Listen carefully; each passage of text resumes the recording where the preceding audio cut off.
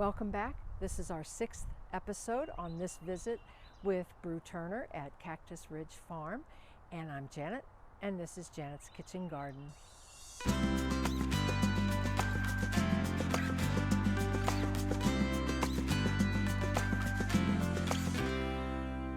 Yep.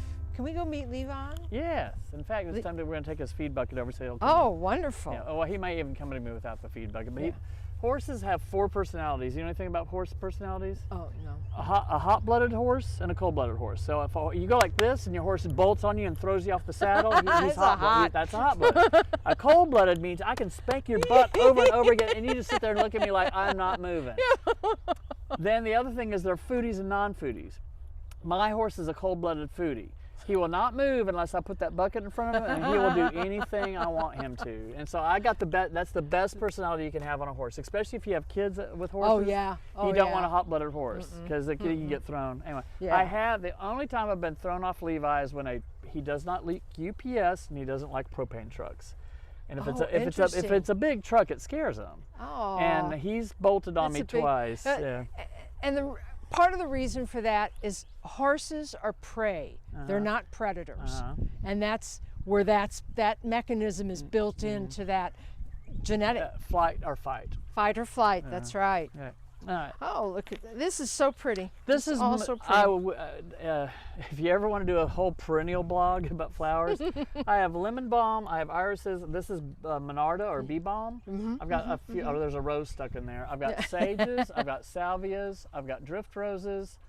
Now, what's a drift and rose? There's oregano and rosemary is going to be in there as well. What's a drift rose? A drift rose is right here. Yeah, this one's like it's a shrub rose. So that's a shrub knockout rose. This is a drift rose. And now, so are what the they mean blooms is small? they grow like a bush. They grow up instead of a long caning rose like your grandifloras and your floribundas. Sure. She makes hundreds of little single-petaled flowers. Oh, okay, like a Scottish rose, an old-fashioned Scottish rose. Yes. Anyway, so she's going to be covered with pink flowers here in about the next week or two. Nice. And she produces hips too. Yes. Yes. Anyway, nice. This is Peter's purple Menard. All this is bee balm, and when it's fully flowered, it's this tall. I've got a picture to show you. Yeah, beautiful. But they're they reseed themselves. Yeah, they're aggressive. And she's taken over the garden, so they also rob energy from my other stuff. So I've got to thin it out right there and let the iris have its room. Otherwise, it'll just take over the iris. Oh yeah, it'll take over everything. It's like mint. Let's get Levi going. Oh boy. All right. Horses, I love horses. So what's the proper way to grow peppers? Spacing, 1 foot apart. Don't put your hots don't put a jalapeno next to a bell pepper because they cross-pollinate and the hot capsaicin oil goes into this. I have a picture to show you where I did a habanero next to a jalapeno and they came out striped.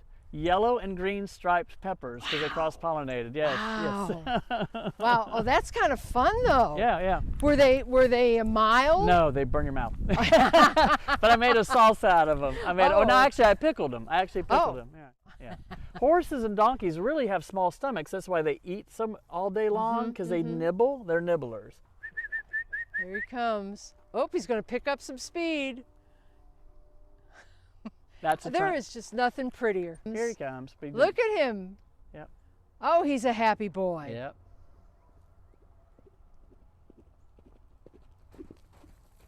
I made it a good video, didn't it? Hi, buddy. Hi. What's going on? Oh, I'm a foodie. I'm a cold-blooded foodie. That's Levi. Yes. How you doing? We're going to go riding today. We are. There's this round pen. He's been eating the ryegrass. Now, where do you ride? Just ride here in the pasture? You warm a horse up every time you saddle. So he actually he just follows me into the pen. I bring the saddle and the reins and the whips over. You run them in a circle for about 15 minutes, making them go left, right, and then you desensitize them with the training stick. And you go around his feet. You go over his head. You wiggle. You just make the whip make noises. You go like that. Anyway, what it does is it basically goes from wild horse to trained horse. Sure. So if you've done it enough, his brain goes into what they call thinking mode, and then he's ready to ride. And then also you kind of get some energy out of him. Then you show them the saddle blanket, make them smell the blanket, then you show them the saddle, and then, yeah, they'll just hold the bucket. Anyway. You groom him out before you go, because he's still at the end of his winter shedding. Yeah. And when I put the horse blanket on, it's full of hair. Yeah, So I've got to clean all that off. You have to check the hose before you go riding. If he has any mud on the bottom, he can walk on dirt, but he can't walk on cement with mud. Right. It's like, well, it's like dirty fingernails. Yeah. Yeah. Anyway, and then Oh, we the ride, sweet and then boy. the minimum riding time is 1 hour. But you have to ride him for it to condition him, Sure. and then it locks into his brain, and then he's safe to ride everything. Well, now because of rain in the winter, we haven't had a really good ride in probably 6 weeks. Oh, wow. Yeah, but I've ridden him for years, so Yeah. he remembers. And how old is he? He's going on 12 or 13. He's a rescue horse. Aw. He used to live that direction. The barn burned down. The people lost their house, and they had to move to the city, and so they gave him up for adoption Ah. and stuff. And so I took him. So do you ride on the back roads here? Collin County lets you ride on even downtown. You can ride your horse as long as you have permission to walk across somebody's yard. And this is actually an old.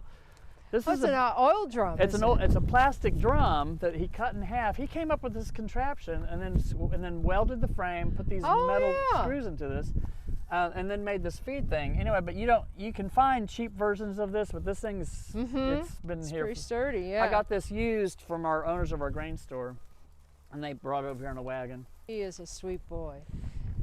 Yes, you All are. right. He's just gonna look at this. He's a foodie.